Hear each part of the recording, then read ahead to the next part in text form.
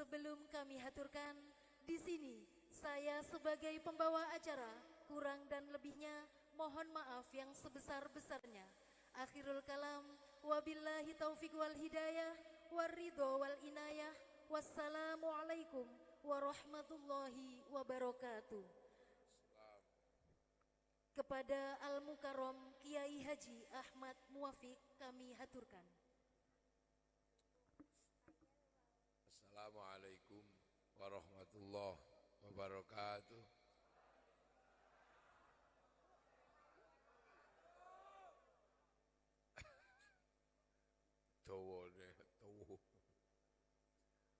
Bismillahirrahmanirrahim. Bismillah, alhamdulillah. Wassalatu wassalamu ala rasulillah Sayyidina Muhammad ibn Abdillah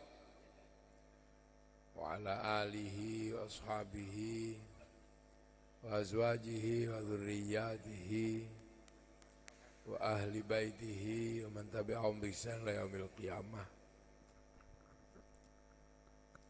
Para alim, para ulama, para kiai yang hadir yang saya hormati, pengurus Jamaiyah Nahdlatul Ulama, pengurus Muhammadiyah yang hadir. Rauno. Kira ono LTII ono.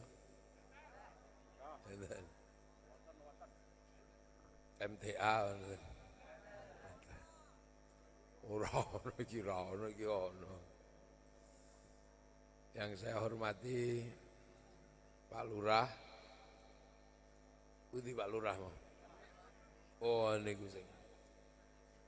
Nggih. Kula ditunggoni 3 dina. Jadi di rumah itu nungguin saya 3 hari. Saya nggak berani pulang kalau nggak dikasih jadwal. Itu Pak Lurah. Jadi kesabaran Pak Lurah tidur di rumah 3 hari. Akhirnya tak geser-geserkan jadwal bisa. Dari Pekanbaru, terus ke Jakarta, ke sini, terus besok ke Jakarta, terus ke Belitung. Jadi ini mohon maaf kalau waktunya agak mundur karena tadi pijet. Wassalamualaikum. Dan seluruh perangkat yang saya hormati, dari Muspika, Pak Camat ada? Putih Pak Camat ya? Pak Camat ya. Dan seluruh jajaran Muspika, dari jajaran TNI Polri ada? Pundi? Pak Kapolsek. Kok si cilik kan? Si Nom Kapolsek ya. Seluruh warga masyarakat Bundiri, Pandan Sejahtera yang saya hormati, hadirin wal hadirat yang berbahagia, Pagar Nusa Banser Mehlali. Ini adalah acara bersih desa, biar desanya bersih. Asal jangan dibersihkan aja. Menang opo-opo diresiki.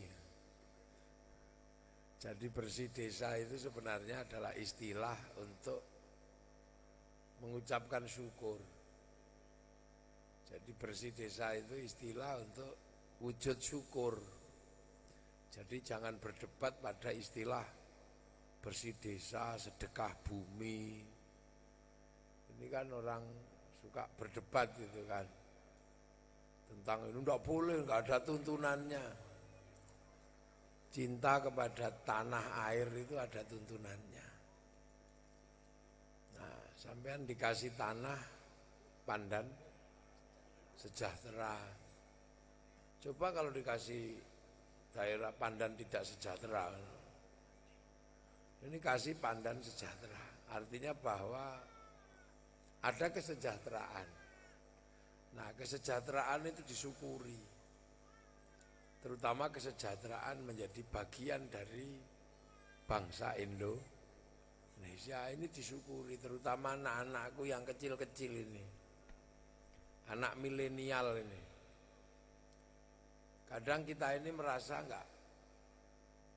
nggak srek lahir jadi orang Indonesia, itu kadang nggak srek anak-anak sekarang ini.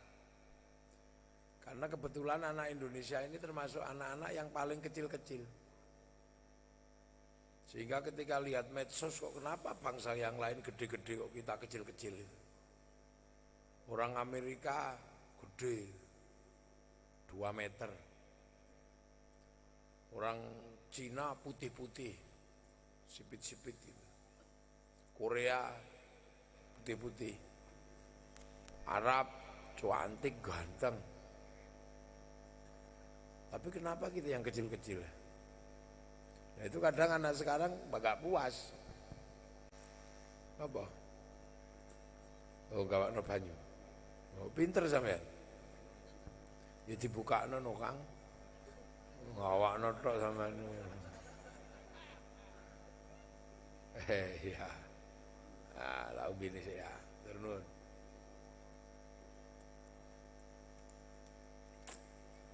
Nah.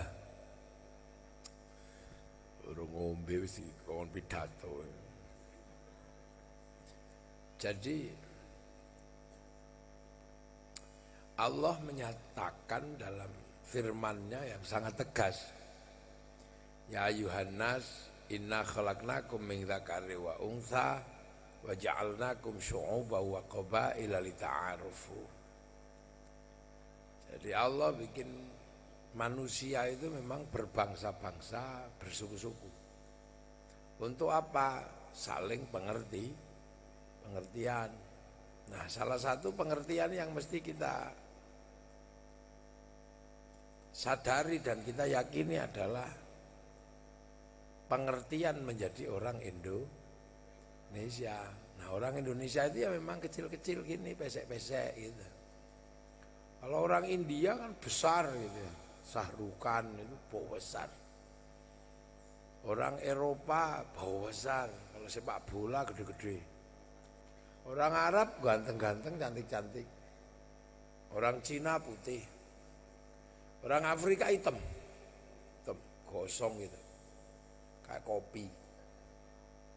Nah, di antara orang-orang ini yang paling kecil dan nanggung itu kita, orang Indonesia.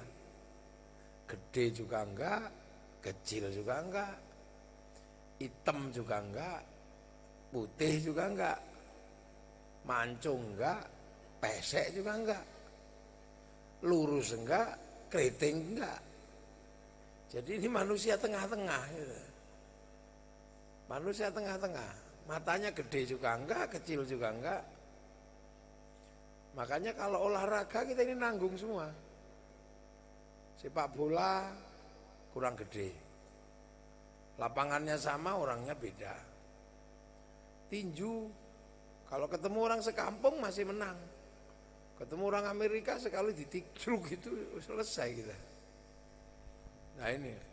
Nah ini yang kadang harus dipahamkan kepada anak-anak sekarang, terutama anak-anak milenial ini. Bahwa Allah sudah menakdirkan memang manusia itu dibikin berbeda. Jadi sampean nggak usah terus membayangkan pengen jadi orang Eropa, itu nggak usah. Karena apa? Allah sudah ngasih. Orang Eropa itu tinggi besar itu ya. Gede itu, kenapa kira-kira? Jadi orang Eropa kenapa besar? Karena ditempatkan di benua yang ekstrim. Jadi Eropa itu benuanya ekstrim. Kalau sudah kehilangan matahari, namanya musim dingin, itu bisa minus 20, minus 40. Akhirnya kita bisa bayangkan, kalau kedinginan di minus 40, terus dibikin kecil-kecil kayak gini, kedinginan, mati. Makanya dibikin besar, biar kalau kedinginan nggak mati lah. Kalau dibikin kecil-kecil, pesek-pesek gini, sekali kedinginan, tuku udah memimpes kecil-kecil, mati. Makanya dibikin bau besar gitu. Merah. Hidungnya mancung. Karena apa? Ada situasi ekstrim. Ada situasi di mana memang tidak enak hidup di Eropa itu. Kalau sudah musim dingin. Matahari nggak ada. Makanya kalau orang Eropa itu kalau musim dingin kulitnya berubah. Bintik-bintik kayak kulitnya tegak. Makanya orang Eropa itu punya kebiasaan nabung. Kalau musim dingin lari ke negeri yang punya matahari, termasuk ke Indonesia. Nah di pantai-pantai Indonesia berjemur cuma pakai cawet sama pakai kotang tok itu. Itu bukan pornografi. Itu dede kalau orang. Itu berjemur. Makanya pemerintah juga harus paham, jangan bikin perda syariat. Turis masuk ke Indonesia harus pakai jilbab, itu nggak usah, nanti repot. Makanya kan mereka itu sangat menghargai matahari. Makanya kalau ada terbit dia cari, ada terbenam dia lihat, sunset, sunrise. Nah kadang kitanya ini ikut iseng-iseng, kita ini ikut-ikutan iseng. Mau kemana? Lihat matahari terbit. Loh kita 24 jam bisa lihat matahari loh. Alasan pacaran aja banyak. Nah ini yang kadang kita nggak ngerti. Orang Eropa itu kalau musim dingin, gitu ya. Kalau musim dingin itu nggak punya ikan. Karena sungainya mengering, jadi es. Makanya kalau musim panas, ikan itu diawetkan namanya sarden. Nah kita ini tiba-tiba ikut-ikutan makan sarden. Sementara setiap hari kita cari ikan di sungai ada. Ya kalau nggak ada ikan buaya katak juga ada. Artinya persediaan kita ini komplit. Orang Eropa kalau musim dingin kalau nggak pakai pemanas mati. Saking dinginnya kalau nggak pakai pendingin di musim panas ya nggak enak. Makanya orang Eropa itu terkenal rakus cari minyak, cari batu bara hampir ke semua negara. Kenapa? Agar penduduknya nggak mati di musim dingin. Karena AC nggak boleh mati. Lah kita negeri nggak panas, nggak dingin, nggak perlu AC, cukup sarung beres. Sarung kan beres, kalau musim panas itu kebut-kebut sarung, musim dingin kemulan sarung udah beres. Kalau mandi anduk sarung. Mana kita ini? Orang Eropa kalau musim dingin makanannya harus daging. Harus pakai daging dikeraskan, susu dikeraskan namanya keju, susu dibusukkan namanya yogurt. Itu orang sana. Kalau nggak gitu kurang kalori. Lah kita seumur-umur makan kubis hidup. Ini kadang kita nggak menyadari bahwa betapa nikmatnya menjadi orang Indonesia. Orang Cina putih-putih, sipit-sipit gitu. Kenapa? Karena di sana kalau musim dingin, salju turun, mataharinya keluar. Jadi putih kena matahari kan silau. Lama-lama ya jadi kerip-kerip gini. Lu zaman belum pernah ke Cina di musim dingin. Cina itu sekarang negara paling kaya. Duitnya paling banyak. Tapi kekurangan makanan. Saking banyaknya manusia. Orang Cina sekarang itu mendekati 2 miliar orang. Kebutuhan gandum setiap hari itu 1 juta ton. Loh, punya duit bahan makannya kurang. Makanya orang Cina itu kalau punya gandum diawetkan. Dibikin mie panjang-panjang. Terus makannya disumpit biar awet. Coba kalau makannya dicawuk kayak kita itu. Wah habis makanannya, nggak sampai 2 hari habis. Nah itu cara mereka agar awet. Suruh makan kambing, Nggak mau mereka karena kambing nggak cukup. Kambing itu kalau diternak, pentilnya 2, anaknya 1. Makanya mereka makanannya babi, pentilnya 16, anaknya 27. Ini punya gayanya masing-masing. Ayam dari usia 5 bulan dipres menjadi usia 40 hari. Jadi mereka butuh makan. Makanya budayanya orang Cina itu kalau makan sumpit, dikit-dikit. Itu kita mesti mengerti yang kayak begitu. Orang Arab, ganteng-ganteng, tapi airnya kurang. Kemungkinan dibikin ganteng itu biar kalau nggak mandi tetap cantik, tetap ganteng. Coba kalau kemudian nggak ada air itu dibikin pesek-pesek kayak begini, tambah nggak mandi, tambah jelek. Susah di sana itu cari air. Orang ribut itu kalau sudah di bawah pohon diusir, perang. Karena cari pohon lagi susah. Makanannya berburu. Waduh, susah di sana. Coba kalau nggak ada Ka'bah itu. Mungkin nggak ada orang mau ke sana. Afrika dibikin hitam gosong. Ya karena Allah menitipkan singa itu di Afrika.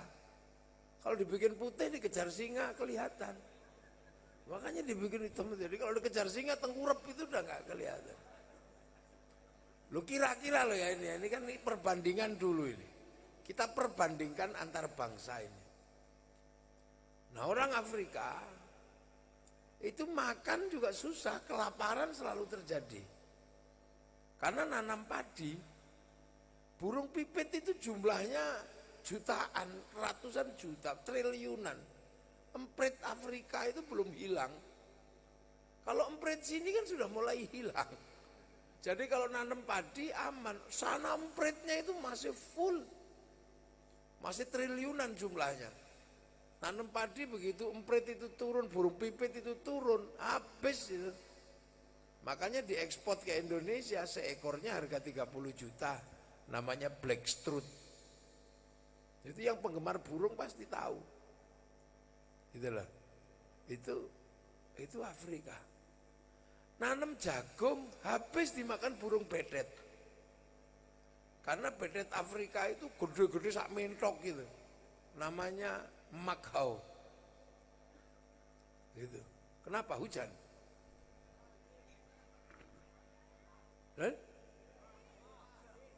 Jawa. Bagus lah. Panas soalnya kalau enggak ada hujan. Enggak apa-apa, udahlah duduk di situ. Kehujanan aja nggak apa-apa. Cara wong Jawa kudanan. Berasal dari udan ora udo. Nah, ini memang asiknya Indonesia itu hujan. Orang Arab itu kalau tahu hujan senengnya langsung lari semua keluar. Karena nggak pernah hujan. Sini sebenarnya orang juga nggak takut hujan. Tapi gara-gara bawa handphone jadi takut hujan. Manusia elektronik.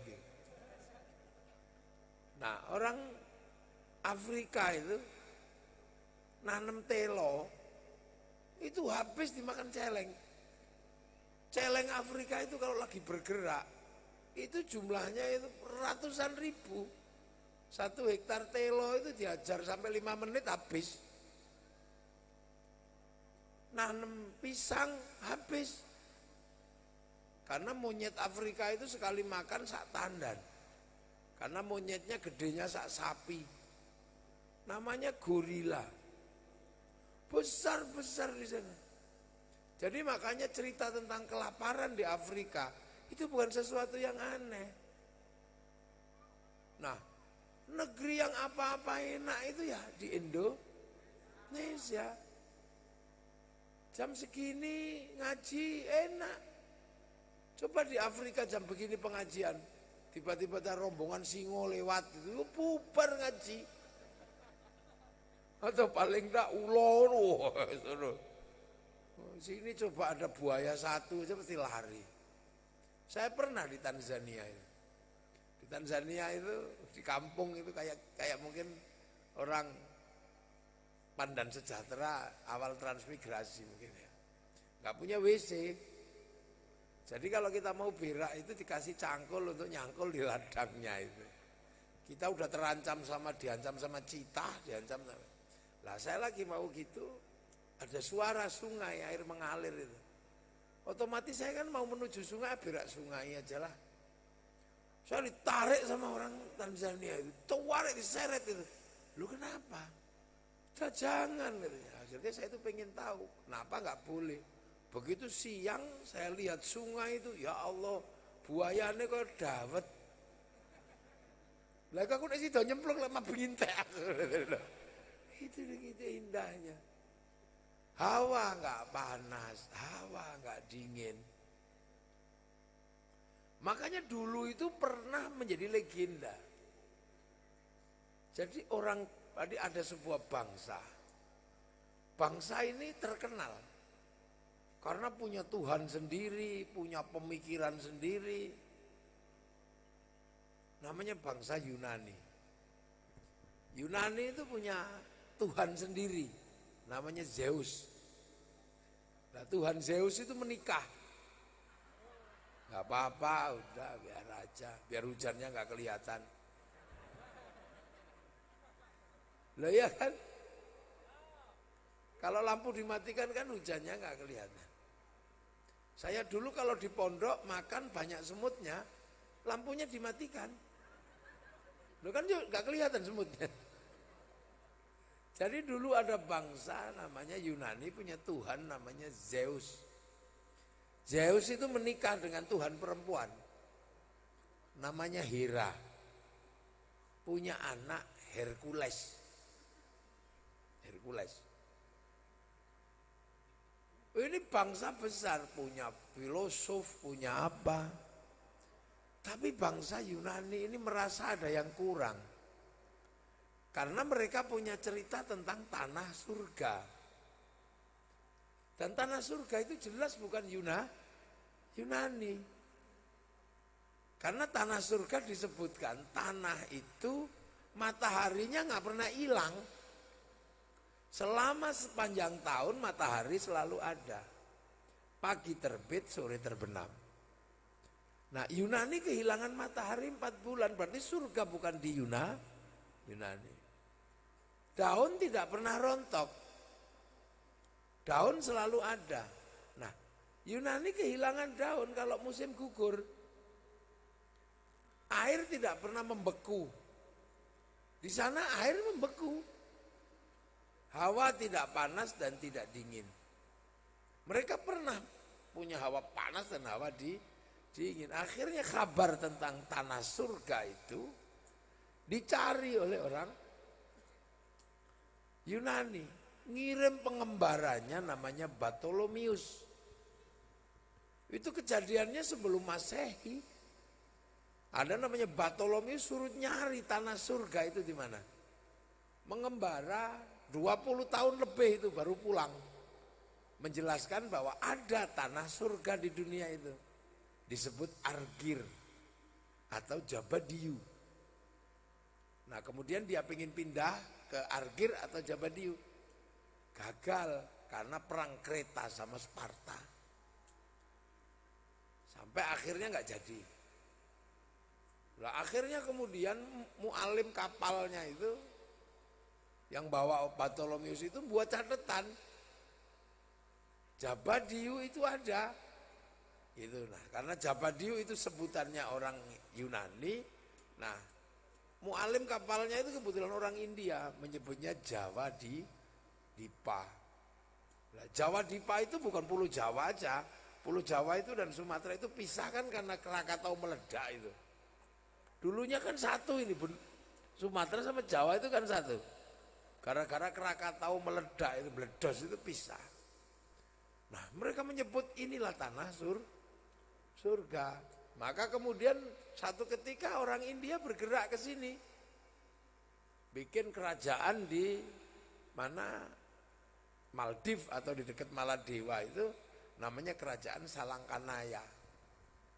Terus keturunannya mencari tanah surga, geser terdampar di ujung timur Kalimantan, bikin kerajaan Kutai Karta. negara tahun 300-an Masehi. Kemudian keturunannya geser ke ujung kulon di sekitaran Krakatau itu, bikin kerajaan Saluka Negara. Nah, terus keturunannya ada yang geser ke tengah di Pulau Jawa yang sana sekarang, namanya Tarumanegara. Nah, bergeser lagi ke timur, bikin kerajaan Mataram. Nah, Mataram itu akhirnya meledak, Merapi, pisah dua. Yang Wangsa Sailendra, kemudian sebagian besar geser ke Pulau Sumatera. Membesarkan kerajaan Sriwijaya. Nah, yang geser ke timur, Wangsa Sanjaya bikin Wangsa Sindok Isana. Lahirlah kerajaan besar namanya Kadiri, Doho, Singasari, dan Majapahit. Itu sekitar tahun 600 sampai tahun 1200. Wah, akhirnya kita menjadi bangsa yang besar. Bahkan bangsa ini mampu membangun apa yang bangsa lain bangun. Orang Mesir bisa bangun piramid, bangsa kita bisa bikin candi. Di sini ada candi besar Muara Takus, di Jawa ada Borobudur. Di sana mana ada kerajaan, di sini juga ada kerajaan. Itu dari tahun 600. Artinya bahwa kalau kita sebagai kaum muslimin bisa mengambil perimbangan. Jadi di saat Rasulullah berdakwah di Makkah sekitar tahun 600-an, bangsa ini juga sudah menjadi bangsa yang besar. Sudah punya agama, sudah punya negara. Makanya bangsa ini menjadi bangsa yang diimpikan semua orang. Sampai akhirnya kemudian Portugis juga datang. Eropa datang ke sini. Tapi nenek moyang kita memang gigih. Ini untuk warisan anak cucuku yang kecil-kecil pesek-pesek ini. Maka Belanda pun diusir. Portugis diusir, semua diusir. Makanya jangan coba-coba menjajah Indonesia. Sampai kapanpun, karena memang ini jatahnya orang pesek-pesek ini. Jadi akhirnya kemudian ya kita harus sadar bahwa jangan semena-mena dengan orang kecil-kecil pesek-pesek seperti ini. Karena nanti tetap aja emosi kalau tanahnya apanya diributin. Nah inilah. Jadi makanya bangsa ini bergerak seimbang. Bangsa Eropa bergerak seimbang, kita juga punya bangsa. Gitu. Nah makanya agar kita nggak lupa bahwa kita ini punya bangsa juga yang seimbang dengan bangsa lain, maka upaya-upaya bersih desa kayak gini menjadi penting untuk mengingatkan bahwa ada masa lalu. Ada masa lalu yang dimiliki oleh semua bangsa. Jadi yang terjadi hari ini itu bukan terjadi dengan semata-mata, tapi ada proses panjang. Nah ini yang kadang anak-anak milenial harus diingatkan. Makanya Belanda ke sini untuk apa? Cari rempah-rempah. Karena orang Eropa kalau musim dingin nggak punya rempah-rempah, kedinginan mati. Di mana tempatnya? Ada di Indonesia. Ada di Indonesia. Cari emas, ada di Indonesia. Jadi tren dunia itu apapun kita punya. Sehingga nanti kira-kira 2040, kalau bangsa ini dunia mengalami krisis kedua, kita juga pasti akan menerima banyak tamu. Krisis kedua itu. Dunia akan mengalami krisis air. Pusat air ada di sini. Di mana-mana ada air. Kedua, krisis makanan. Bangsa yang punya tradisi makan paling beraneka ragam kita.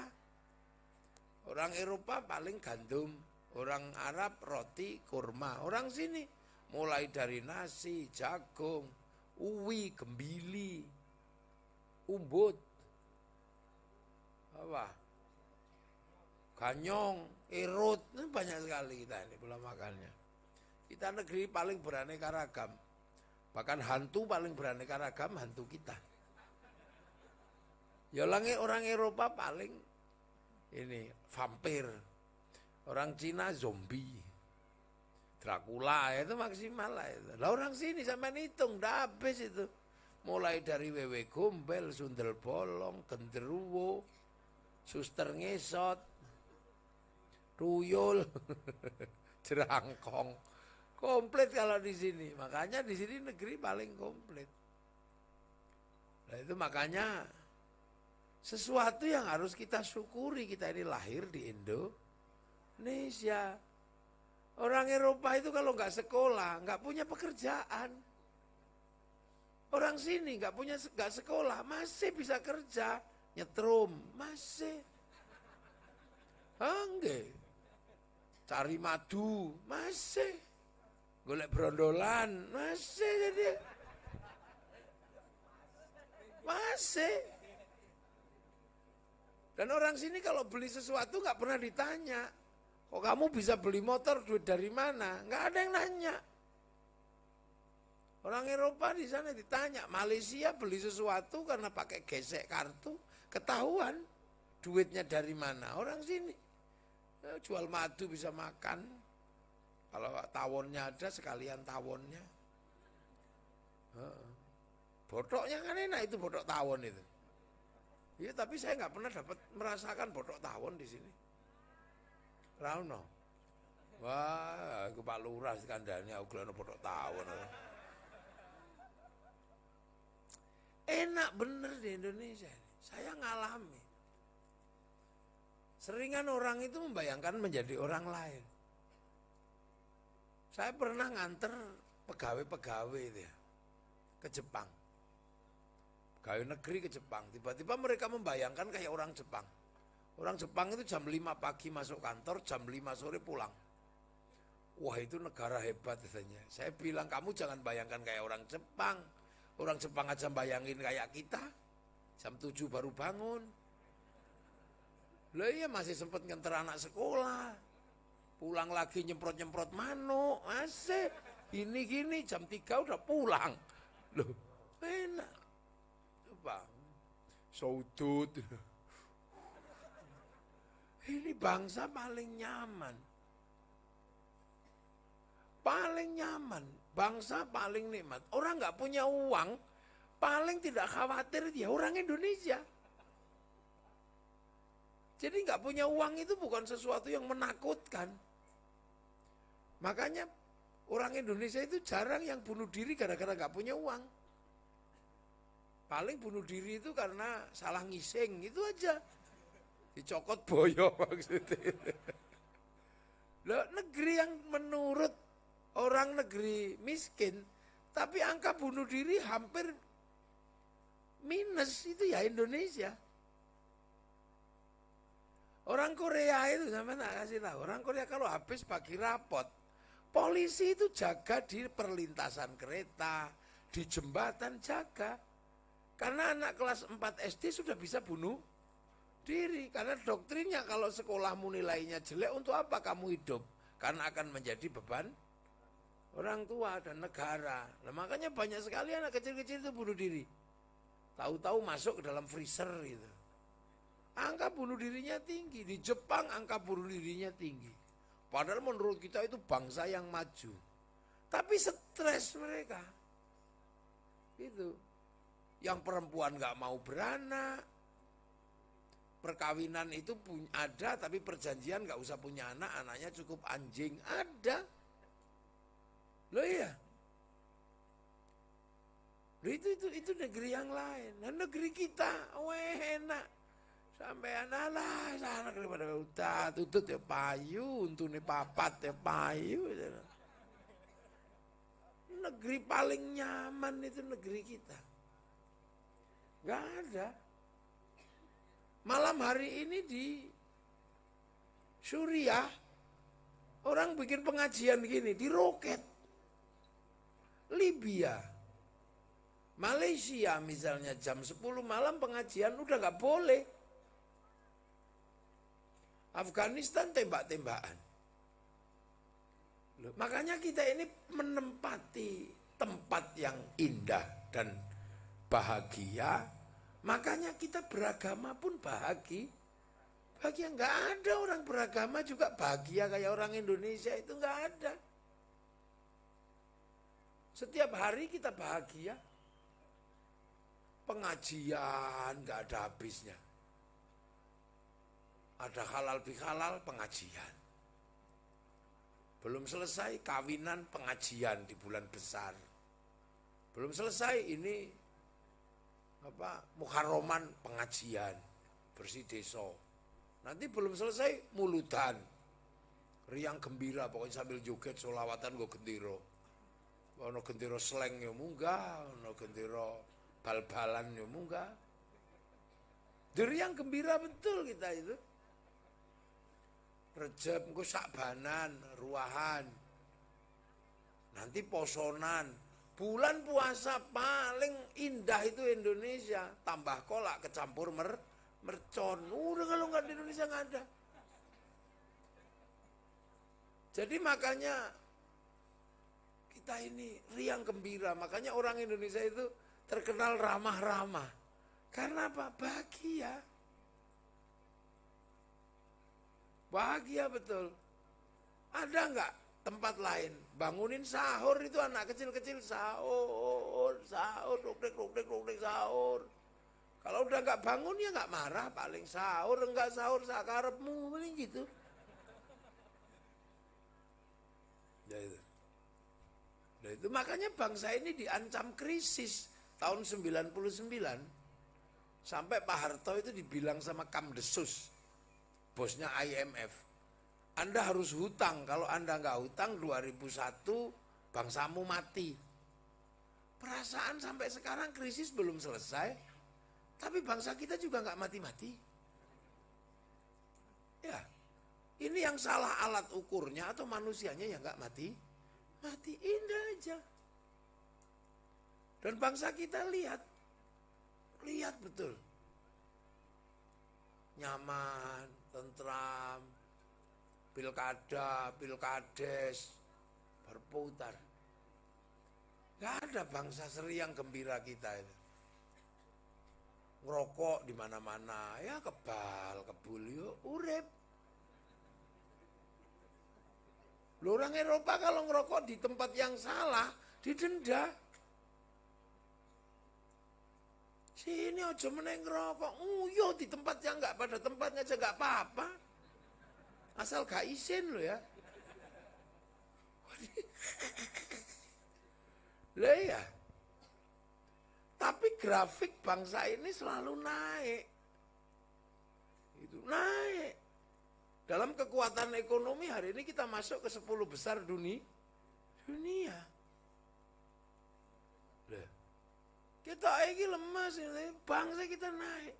Jalan tol Trans Jawa, Trans Sumatera tembus.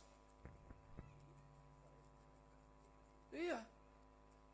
Sawit murah, hidup. Lah iya sawit murah, urip kok buktine kok. Ya nek sawit larang aku ya komplain. Lah aku nek goreng minyakku dadi larang. Ya gitu, ya dunia begitu. Kebutuhan pokok jangan terlalu tinggi naiknya. Beras kalau terlalu tinggi naiknya, ya sampean komplain mesti. Ora duwe sawah orang sini. Duwene sawit kan ra kena dipangan. Tikus ora doyan. Sing dian sawit mek ula.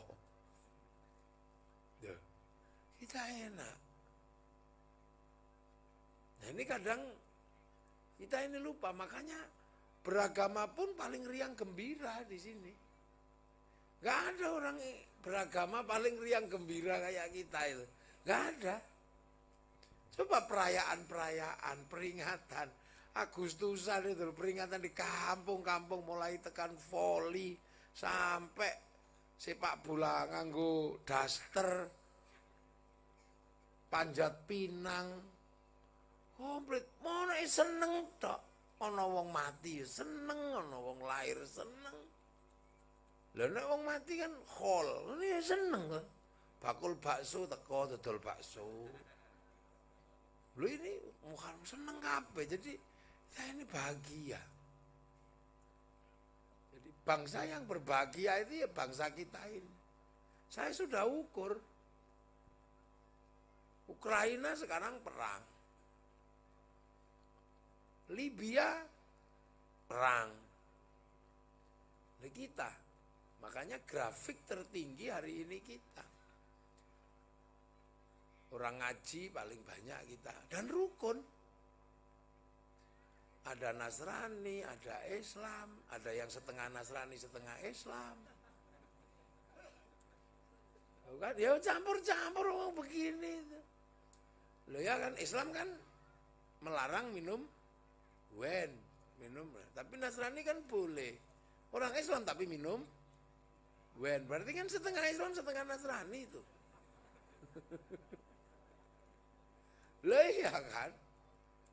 Orang Nasrani boleh makan babi. Orang Islam tidak boleh. Nah tapi kemudian orang Islam ada makan babi kan setengah Islam, setengah Nasrani. Ada nggak begitu? Ya banyak, makanya yang hadir di sini juga ada paling. Tapi yang gembira, ya nggak apa-apa umpamanya neong gitu aja kok. Lah iya, Islam melarang perzinahan. Tapi kan ada juga yang boleh, istri orang boleh. Loh kan ada yang boleh. Islam nggak boleh Islam, tapi kan ada juga yang melanggar. Makanya kan setengah Islam, setengah yang lain kan itu. Nah itu. Nah itu bahagia di situ. Nah ini menjadi catatan yang kadang kita harus ingat gitu loh. Nah kebahagiaan ini harus selalu dijaga. Jangan terus kemudian kebahagiaan ini kita hilangkan. Nah, kenapa? Artinya jaga kebersamaan, jaga persatuan. Nah, kebersamaan dan persatuan itu menjadi penting. Jangan dilupakan. Karena di Indonesia ini memang prinsipnya adalah prinsip berbeda-beda tetapi tetap satu jua. Jadi satu. Makanya kalau pengajian gini kan terlihat kita jadi satu. Ini ngaji, yang belakang jual bakso, jual pelembungan, nah sana jual mainan gitu kan. Yang tukang son jual son kan gitu. Yang tukang tarup jual tarup. Nah, itu. Yang tukang syuting jual syuting. Ini kan sama. Nah itu enggak ada. Makanya bersih desa ini menjadi penting untuk mengenang dari masa lalu lah. Cuman kalau bersih desa ini ya harus jangan lupa siapa dulu yang pertama kali buka alas ini, alas Pandan Sejahtera, ziarahi kuburnya, doakan, tuh doakan, terus potongin sapi, loh disedekahin loh. Loh benar, kalau bersih dusun itu yang pertama itu adalah mengingat para pendahulu yang buka hutan. Yang membuat ini bisa menjadi lapangan, yang membuat itu bisa menjadi rumah. Sama kan terima mateng itu. Ada beberapa generasi tua yang masih hidup. Nah itu ditanya, siapa saja orang tua yang dulu pertama kali buka alas Pandan Sejahtera, ditulis. Jadi biar nanti yang kecil-kecil ini nggak kepaten obor, nggak lupa. Makanya Islam itu juga begitu. Peninggalan orang paling tua diabadikan. Itu kan disebut inna awwala baiti wudi'a lin-nasi lalladzi bi Bakkah mubarak. Ka'bah itu kan petilasan pertama. Milik siapa?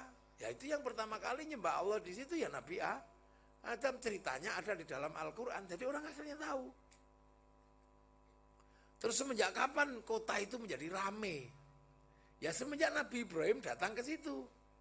Terus berdoa, Robbana ini askantu min dzurriyyati biwadin ghairi dzi zar'in 'inda baitikal muharram. Robbana liyuqimus sholata faj'al afidatan minan nasi tahwi ilaihim warzuqhum minats tsamarati la'allahum yashkurun. Tempat Nabi Ibrahim berdoa diabadikan, namanya Maqam Ibrahim. Tempat Nabi Ismail bangun Ka'bah sama bapaknya dikasih tanda tempat namanya Hijr Ismail. Tempat Siti Hajar lari-lari cari air diabadikan namanya Sofa Marwah. Tempat ngelempar setan diabadikan dengan Jamarot Ula Wusta Aqobah. Nah, manusia sebelum berpisah-pisah ternyata dua, Adam dan Hawa. Pertemuan pertama di dunia ada di Jabal Rohmah. Makanya manusia semua ditarik ke sana agar tidak lupa sejarah. Ceritanya ada di dalam Al-Quran, sejarahnya ada di dalam Al-Quran. Kita mengikuti setahun sekali manasik haji, ibadah haji kalau sempat. Kalau nggak sempat ya cukup dari sini aja. Fawalli wajhaka syatrul masjidil haram. Loh, ini kan caranya Islam biar anak cucu itu nggak lupa. Terus terhadap perjuangan orang dulu diingetin. Makanya doakan para pendahulu itu. Makanya kita setiap sholat nggak pernah lupa. Kama sholai ta'ala Sayyidina Ibrahim.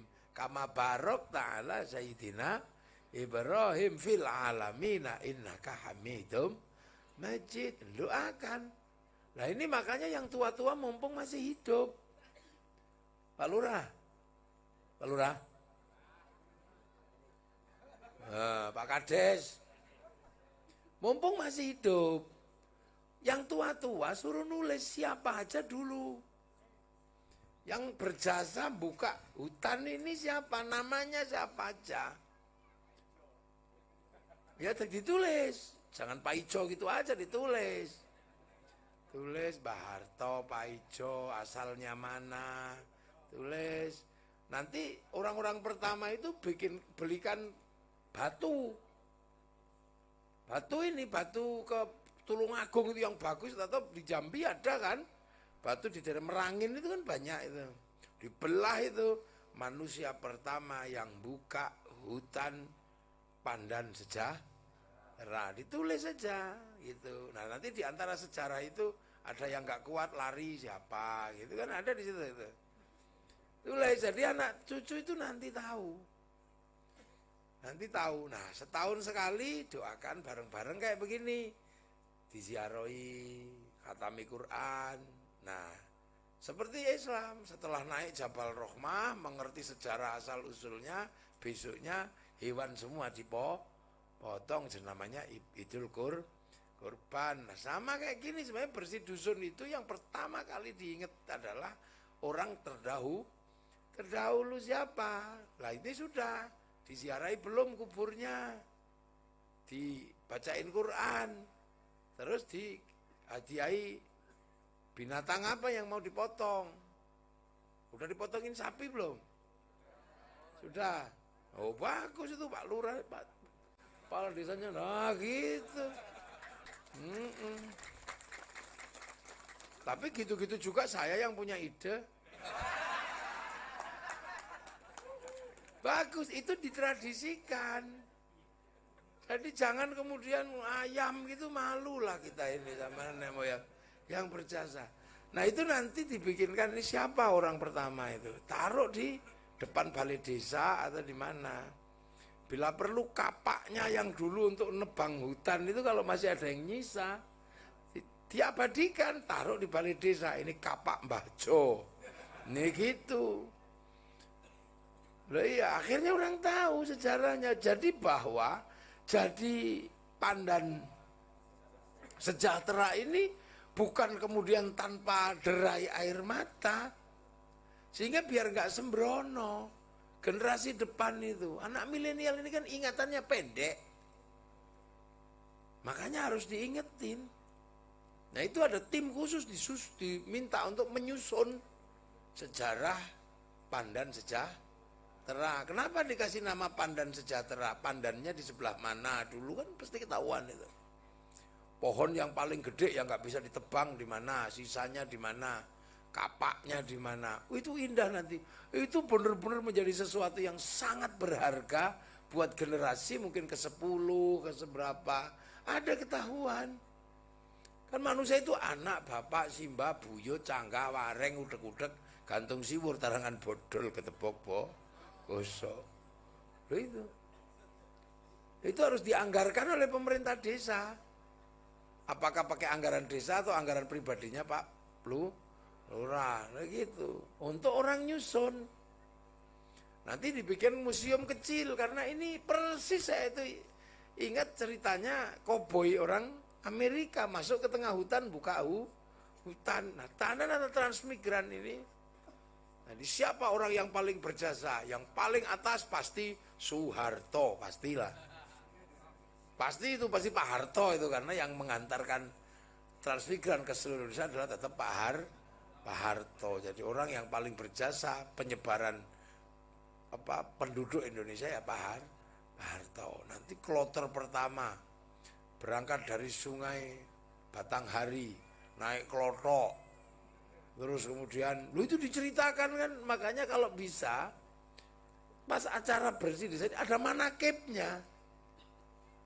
Ada seorang yang menceritakan dulu kita begini, gini, mumpung masih banyak yang hidup. Ditulis, jadi ini anak kecil-kecil ini kan udah nggak ngerti nih manusia game ini. Udah nggak tahu. Jadi misalnya nanti gini, jadi ada yang cerita. Apakah membaca atau yang paling tua itu bercerita, anak-anakku sekalian. Iya, jadi dulu. Itu. Jadi akhirnya kita tahu. Jadi orang sekarang ini dulu seperti apa?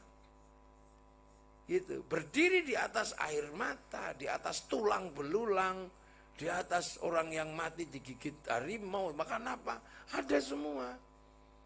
Nah, itu akan menjadi kekuatan buat generasi berikutnya untuk selalu menjaga dan jangan tercerai-berai. Nanti kuburannya di mana?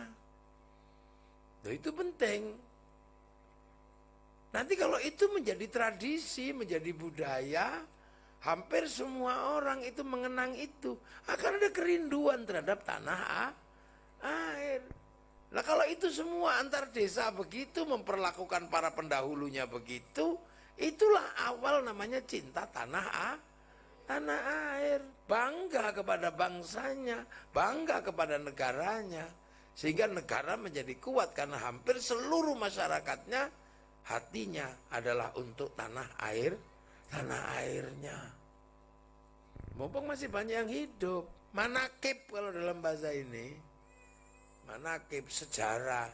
Syekh Abdul Qadir punya sejarah, nah PAN dan Sejahtera juga punya sejarah. Jadi orang-orang itu sapinya berapa?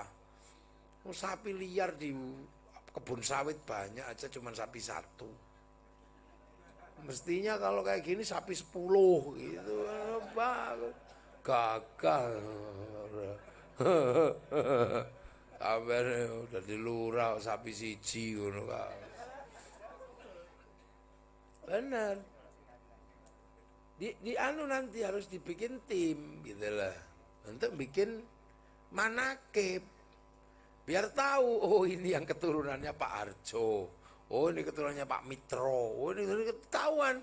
Oh pantesan klan ini pesek-pesek karena dulu mbahnya pesek. Oh ini ketahuan dan itu indah. Anak-anak ini akan tahu betapa ada masa lalu dan ada sejarah. Oh ini gelombang pertama zaman Pak Karno. Tahun 46, 47, tahun 50. Gelombangnya Pak Harto, tahun sekian. Oh ini pernah tahun sekian, tiba-tiba seluruh rumah tabrak sama gajah. Oh itu indah sekali. Sambil di atasnya ini ada tumpengnya, ada ingkungnya gitu. Selamatan. Nah ini deh. Nah ini selamatannya mana? Dan sudah tumpeng piro? Lho kok tumpeng kok 7 kan? Paling mboten nggih 41 tumpeng. 41 tumpeng di sini bagus, indah gitu. Itu penting. Gitu. Jadi penulis nanti dibaca. Pembacaan, manakib, sesepuh, pandan sejahtera. Oh itu 1 jam itu. Anak kecil-kecil tahu, oh gini. Bila perlu bikinkan kayak ludruknya gitu. Apa dramanya gitu kan. Wah itu indahnya luar biasa. Itu orang Eropa punya Broadway untuk menceritakan itu. Orang Amerika punya namanya Hollywood untuk menceritakan itu. Makanya bangsa Cina itu bangkit karena masa lalunya diceritakan. Mulai dari ular putih sampai ular hijau. Mulai dari Wong Fei Hung. Mulai dari karate berhadapan dengan kungfu. Semua utuh diceritakan. Samurai diceritakan oleh orang Jepang. Samurai model apa aja diceritakan di situ. Sampai geisha-nya diceritakan. Itulah. Sampai anak-anak muda yang kecil-kecil pun dikasih cerita tentang samurai, dikasih judul Samurai X dengan tokohnya Rurouni Kenshin. Lu kan orang Jepang. Bangsa nggak boleh lupa, film koboi dibangun, ternyata lama-lama Jepang kalah sama Vietnam. Bikin film Rambo 1 sampai 6. Nggak boleh kalah. Amerika kalah sama Cina secara spiritual, bikin American Shaolin, American Kung Fu, bikin American Ninja, bikin American Samurai, bahkan samurai terakhir dari Amerika namanya Tom Cruise dalam film The Last Samurai. Lu bangsa, asal muasal bangsa Malaysia, di mana mereka terdiri dari beberapa ras, udah mulai lupa orang Malaysia. Makanya bangsa Malaysia diserahkan kembali pada si Upin dan si Ipin. Lah ya, si Upin dan si Ipin harus tahu masa depan Malaysia tidak boleh pisah dengan anak-anak India. Bikinkan tokoh kecil namanya Jarjit. Dia nggak boleh lupa dengan anak-anak Cina, bikinkan Mei Mei. Dia nggak boleh lupa dengan anak-anak Indonesia, bikinkan Susanti. Loh itu cara. Tiba-tiba kita lupa semua sekarang. Udah lupa, nggak tahu. Anak-anak sini ditanya siapa itu si pahit lidah. Sudah nggak tahu. Iya kan?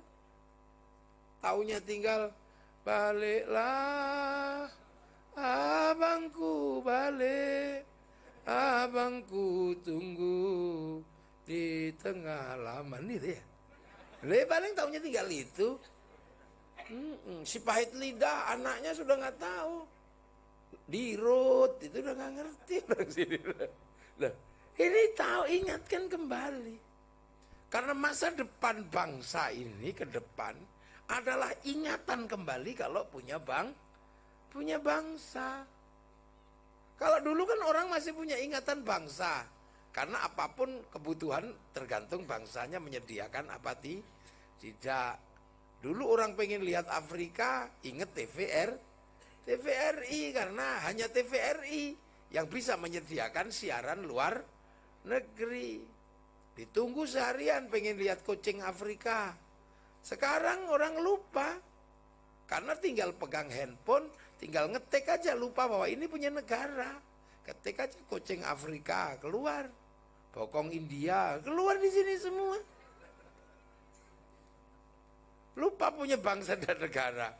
Sehingga kadang kita ini dikit-dikit luar negeri. Punya ayam gede dikit, ayam Bangkok.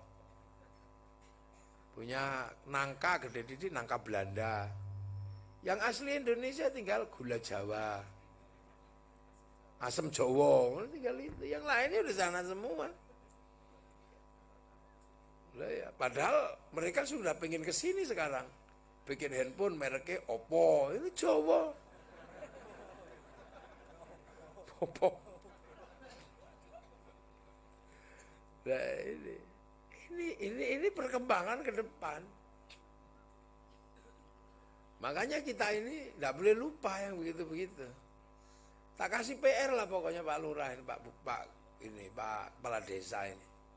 Bikin sejarah desa, mumpung masih hidup, yang tua-tua itu mumpung masih hidup, tulis. Kalau nggak ada yang mau baca, taruh di kotak, dikunci. Siapapun jangan membuka ini. Aku tulis sejarah bangsa, sejarah kampung Pandan Sejahtera.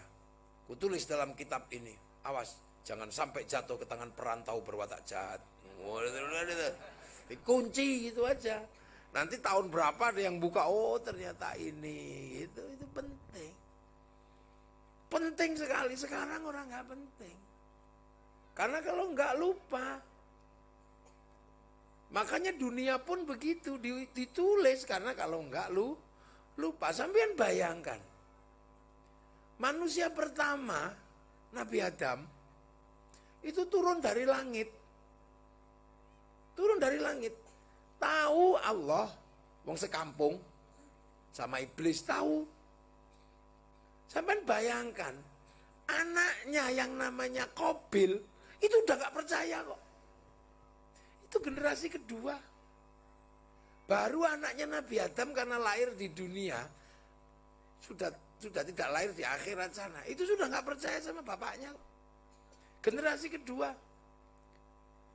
Generasi ketiga, Nabi Nuh punya anak namanya Kan'an, sudah gak percaya. Gak percaya, Kan'an itu udah gak percaya. Akhirat itu gak ada, Pak. Itu generasi kedua. Tiga. Gitu. Nabi Idris, anak keluarganya gak percaya, sudah. Nabi Lot, sudah. Istrinya malah bantah. Gak percaya akhirat itu apa, gak kelihatan, udah gitu. Nabi Ibrahim malah ekstrim. Ada orang yang sudah mengaku Tuhan, namanya Namrud. Dan begitu seterusnya. Nah itu kenapa terjadi? Nggak ada yang menceritakan. Makanya akhirnya ada kitab suci. Kitab suci itu adanya sebenarnya catatan-catatan kehidupan yang diberikan kepada generasi berikutnya agar tidak lupa bahwa asal muasalnya dulu adalah dari langit. Gitu. Kan menyedihkan. Nah yang tua-tua yang dulu asalnya Purworejo, tulis Purworejo dulu seperti ini, kami pindah ke sini, ini sini. Jadi makanya jangan heran kalau di zaman Nabi Muhammad sudah banyak yang gak percaya. Wong di zaman Nabi Adam, anaknya saja sudah mulai gak percaya. Nah itu makanya kitab suci paling komplit itu Quran. Seluruh masa lalu dari zaman Nabi Adam sampai zaman Nabi Muhammad dirangkai dalam satu cerita. Bahkan situs-situs dan peninggalannya diabadikan untuk tempat ibadah. Makom Ibrahim, Hijr, Ismail, semua diabadikan. Loh kenapa kita gak belajar dari situ? Malah kadang ada yang mengatakan, oh itu bid'ah, itu musyrik. Lah ya ini orang maunya nggak punya ingatan itu ya gitu. Makanya kita ini selalu bikin peringatan agar ingat. Nabi lahir, diperingati.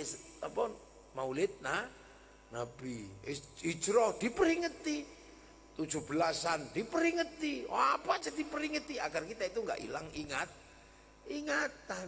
Begitu ada orang-orang yang nggak mau peringatan itu biasanya hilang ingatan. Iya enggak? Coba aja orang-orang yang hilang ingatan itu biasanya nggak mau peringatan. Tiba-tiba ini nggak ada tuntunannya, ini musyrik gitu, ini bid'ah itu biasanya orang nggak suka peringatan, makanya hilang ingatan. Nah mumpung belum pada hilang ingatan Pak Lurah, ya diingetin lagi, ditulis itu Pak Kades, ingetin. Ya besok kalau saya pulang ingetin. Awas kalau enggak dibikin tak santet nanti.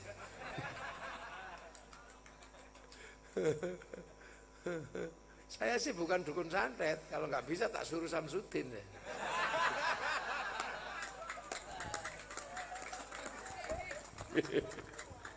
Loh gitu loh, jadi ini pentingnya luar biasa. Itu. Orang Eropa tercerai-berai. Mereka mulai mengingat kembali kerajaan-kerajaan, diingat kembali legenda-legenda, kisah-kisah ditulis ulang. Nah, kita belajar dari agama kita. Apakah agama kita aja mengajarkan itu? Bahkan kuburan orang kita suruh berziarah, fazuruha, agar kita nggak lupa ingatan. Carane wong Jawa mbiyen dijenenge aja ngasih kepaten obor. Karena kalau kepaten obor susah. Gitu. Orang Australia punya cerita tentang aborigin. Orang New Zealand punya cerita tentang Maori. Gitu. Di sini sudah lupa.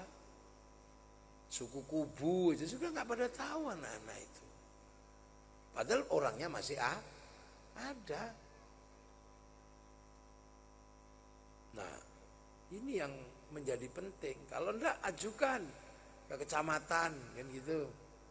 Bahwa kemudian urusan sejarah perdesaan diputuskan menjadi perdes gitu, agar itu nanti dibiayai yang nulis itu. Nah, itu baru jalan. Nah, itu anak-anak ini itu besok butuh loh. Aku ini tekondi. Di Jawa itu banyak sekali yang kemudian sekarang anak-anak malu. Beberapa desa anaknya malu yang muda-muda. Kenapa? Yang lain bisa bersih desa, bisa datang ke makam para pendahulu. Ada desa itu udah nggak ada danyangnya. Itu mereka malu. Kok desa kurang ada danyangnya ya? Lah aku ini turunan sopo. Aku turunan Pitekan Tropus, saya kira digojloki begitu. Semua orang punya, oh ini. Orang Arab pede dia punya masa lalu. Orang Palestina punya Bani Israel. Makanya sekarang kelahi aja di situ karena berebut masa lalu. Itu. Orang Eropa merasa kami adalah keturunan orang-orang Viking. Ya kita, ayo, turunannya sopo sampean? Turunannya bapak. Kalau turunannya ya Mbak Buyut. Mbak Buyut sopo? Wah, Pitekan Tropus itu. Aku isek pede, aku Mbak Buyutku isek utuh kalau tak sebut ono. Aku duwe turun sampean. Wis nang Jawa ora ngerti turunane teko ndi. Tekan kene ora dong iki turunane sapa? Heeh. Mosok wong Pandan Sejahtera jenenge Sugito. Ya mesti turunan Jawa.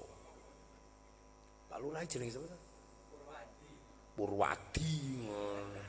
Aku ngerti ini Pak Pur ngono ta. Purwadi. Iya. Ya iku kan iku Purwadi zaman nempur iku delik-delik soalnya wadi. Lah ya ben sregep ngaji yo. Ya. Lah iya ana di Jawa ana Subardan. Bagus lahirnya Barudan.